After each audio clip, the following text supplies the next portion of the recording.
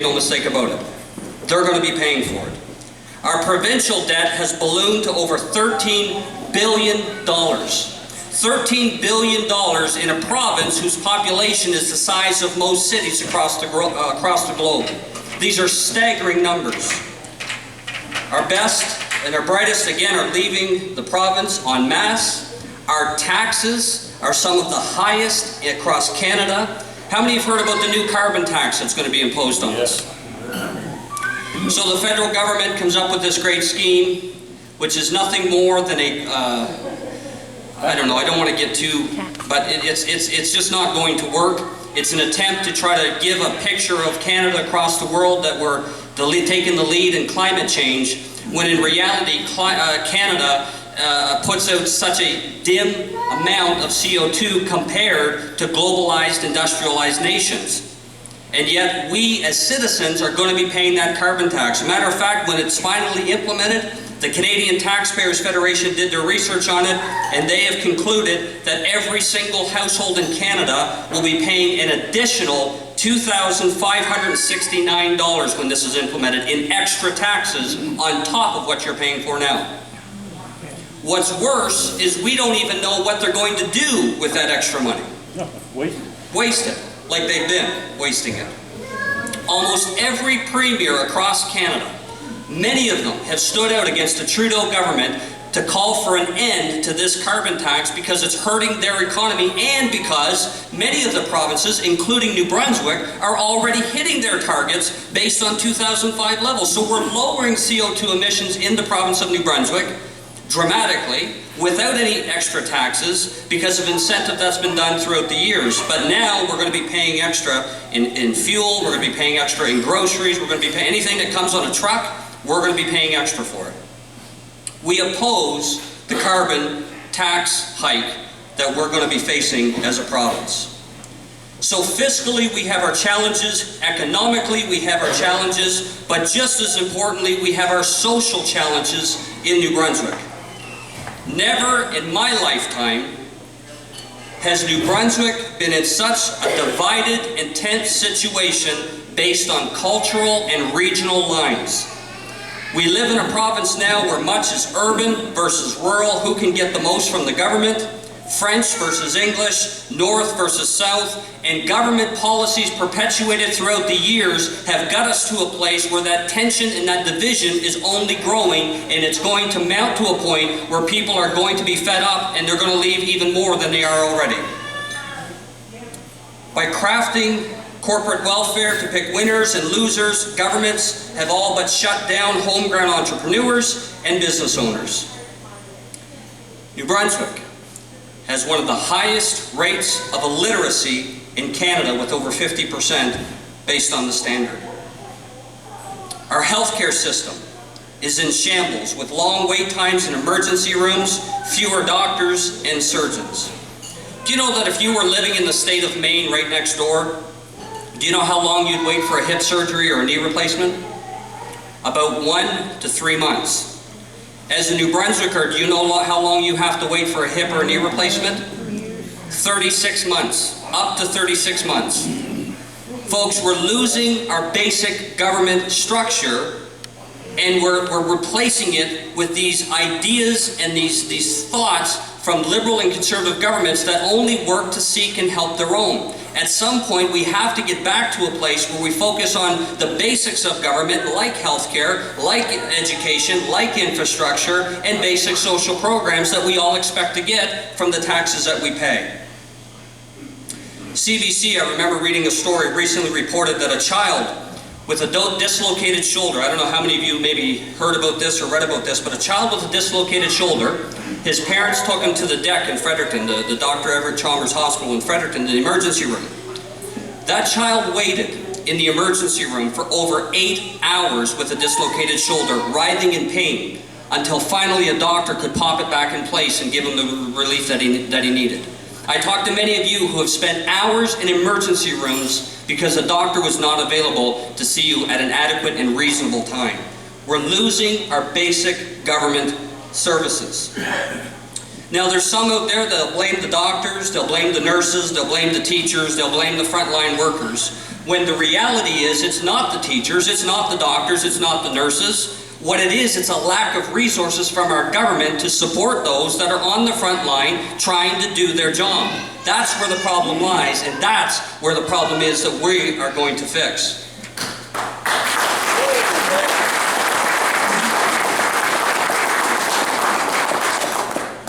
The government will not allow French and English children to travel on the same bus, preferring instead to spend between $17 and $20 million every single year to make sure our kids are segregated.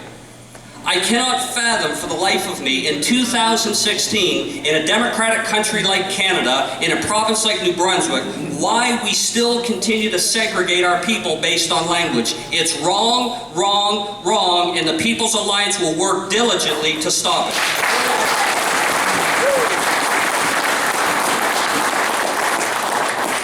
So we know how bad the province is, we know how bad the economy is and the fiscal situation and the social policies across New Brunswick. But it's one thing for me to get up here and gripe about all the problems we have and complain about previous governments. I mean, that's easy to do. I could sit up here if you want. I can cook you breakfast tomorrow morning because I could give you a whole list of examples overnight about what governments have done wrong in the past. But at some point, we've got to say, this is what's bad, this is what went wrong, but we got to look at how we're going to fix it. What specifically are we going to do to fix the province of New Brunswick? A lot of politicians will give you vague answers, a lot of parties will give you innuendos and different ideas, but no real concrete substance. So tonight I want to try to give you some very specific things that I believe need to happen in this province to make things better. We would reinstate the college and university tax credit. This is to build the economy. Reinstate the college and university tax credit, which allowed graduates to receive much of the tuition back if they stayed and worked in New Brunswick. So if you remember the college tax credit, the university tax credit, we graduate some of our best people from colleges and universities, and the province of New Brunswick had a program which meant if you graduate from college or university and you stay and you work here at home, then when you file your taxes at the end of the year, you will get a tax credit from that, and you can put it towards your tuition. So if you stay and you work in New Brunswick, in several years, the tax credits would pay for most, if not all, of your tuition. Like, to me, that makes sense. As opposed to giving free tuition, they graduate, and what do? They go to Alberta, they go to Saskatchewan, they go to Newfoundland, because there's no opportunity here. So there's no incentive to stay. So we would reinstate that tax credit for college and university graduates. We would eliminate the small business tax, and we would reduce all other taxes for business in the province of New Brunswick.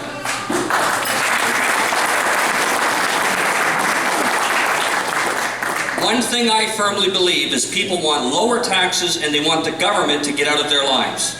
I think most would agree with that. Government has overstretched enough. The People's Alliance will continue to support the Trans-Canada Pipeline and encourage local contractors, engineers and pipe fitters and others to reap the financial benefit of a safe transportation of crude oil from Alberta. Why are we shipping oil from some of the hottest places in the world, like the Middle East, where there's terrorism and dictatorship and tyranny, when we've got oil from our homegrown land that we can ship through a pipeline safely to our province and create jobs? And Quebec and Montreal need to get their head out of the sand and realize if they try to stop this pipeline, they're hurting all of Canada.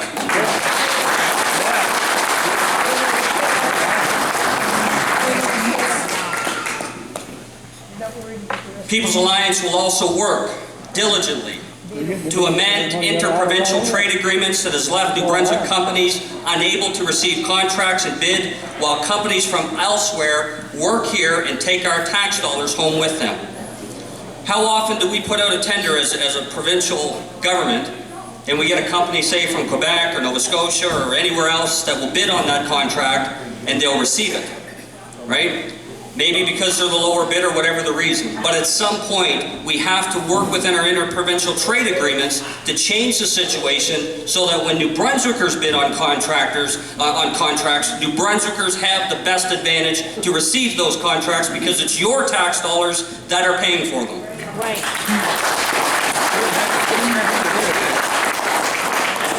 We're going to change the economy. We're going to create jobs, and we're not going to do it by buying jobs. We're tired of government trying to buy jobs. It should never have been government's role to buy jobs. It's government's role to create an environment in New Brunswick with low taxes, less regulation, to allow the jobs to grow and build right here on their own, and let the free market do what the free market does best in a prosperous economy. We will build the economy. We will get the province's books in order. You know, I've used the analogy. I'm an unelected politician, so I know how to live on a budget. You know, being a new party and working within the constraints of finances and resources, I know how to pinch a penny and make it stretch as long as we possibly can. So I think, you know, if I were to walk into a car dealership and I were to see in the showroom this beautiful red Porsche, I mean, perfect. You know, 2016, it's shined right up. It's looking like a beautiful car. And I say to my wife, Amanda, I'm going to buy that Porsche. I'll be sleeping with David there at his house probably after, but in a spare bed. You know, but you know, I walk in, I say, that's a nice Porsche. I want to buy that Porsche. So I sit down with the salesman and we go into the room and we work out the details of the money and the financing and the loan agreement. And I said, well, you know, I don't have the money. I'm an unelected politician, so I don't have money to buy a Porsche, but darn it, I want that Porsche. So I say to the sales guy, I say, you know what? I got 2 kids. Silas is 11, he's bright as all get out. I got a little girl, she's a year old, she's going to be smart too. They got a prosperous future, those 2 kids of mine. They're going to graduate university or college, they're going to go on to be successful. So, Mr. Salesman, take that Porsche loan agreement and put it on their tab. Just put their names on the loan for that Porsche, if you don't mind. And I'll tell you what, if my kids can't pay for that Porsche when their time comes, I'm sure they'll have kids as well. I'll have grandkids. So just tap that onto their loan agreement. And you know what? Whatever interest you need to charge for my kids and my grandkids, you just go ahead and charge it and keep it rolling over and rolling over and rolling over. If that were to happen in real life, you know what that'd be called? Fraud. I can't put a loan on my kid's life. But that's what government does year after year after year. Government is chasing Porsches around and causing our kids and our grandkids to pay for them. It's fraud, it's reckless, it's wrong, and it's an absolute mismanagement of money. We have to live within our means, and I assure you, a People's Alliance government will do just that. We also have to work to end corporate welfare. Reinvest that money into lowering taxes and reducing the debt. $300 million a year could be saved by ending corporate welfare. We would end segregated buses and reinvest that money, $17 to $20 million, into direct education for Francophone and Anglophone kids in this province. We would merge the 2 health authorities, and many people don't realize this. I do find it interesting, but in the province of New Brunswick, we have Horizon Health Authority, which is funded, of course, by the taxpayer. Horizon Health Authority offers bilingual service to New Brunswickers or anybody that needs health care. We also, have Vitalite, which offers bilingual service to anyone in the province who needs health care. If we were to take Vitalite and Horizon just at an administrative level and merge them into one bilingual health authority, we would save between $40 to $60 million every single year, and you wouldn't have to close one hospital, lay off one nurse, or get rid of one doctor to do it.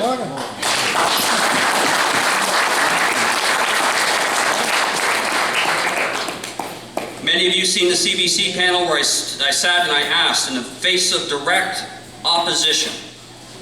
You know, I said, why don't we merge the 2 health authorities into one? $40 to $60 million every year right off the top we could save. And one said, we absolutely could, it absolutely makes sense, but we won't do it because it's not politically the good thing to do. That's what he said. I mean, it was a live program. There's nothing hidden about it. He just come out with it. It needs to change. We would privatize the retail side of NB Liquor. while maintaining the distribution side to make sure the revenue continues to come into the coffers for the province of New Brunswick. NB Liquor runs on two fronts. They've got a distribution side where they regulate the taxes and the amount of money that comes in for liquor sales, and they also have a private side, or excuse me, a public side, which is the liability with your brick and mortar, your leases, and your employment figures and all of that. We believe the best thing for the province to do is to privatize NB Liquor, which would save $69 million over 3 years. Now think about this, and some people say, well, I don't know about that. Think about it for a second. Why is government in the business of selling beer when they can't even support an adequate healthcare, education system, or our basic infrastructure? Why are we in the business of selling alcohol when we don't have enough revenue to look after fixing potholes, clearing alder bushes off rural roads, and making sure that our system sustains itself? At some point, we've got to let go of these things, and NB Liquor would be the very first thing that we would privatize in terms of turning the economy around and bringing money back into the province.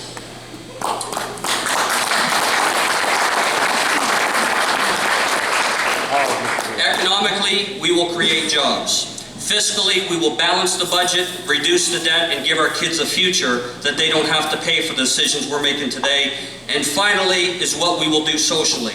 And I will tell you here tonight, you'll not hear this from any other politician, but I'll say it here tonight, and I'll say it boldly and with confidence. The best thing we will do for the people of New Brunswick is remove Catherine d'Entremont and eliminate the office of the Official Languages Commission.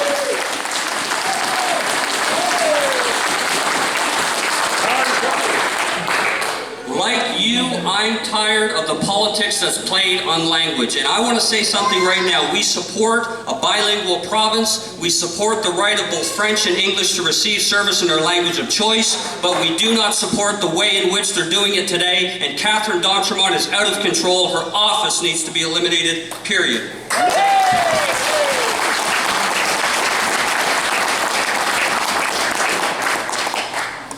Any language complaints that were to be brought forth to the government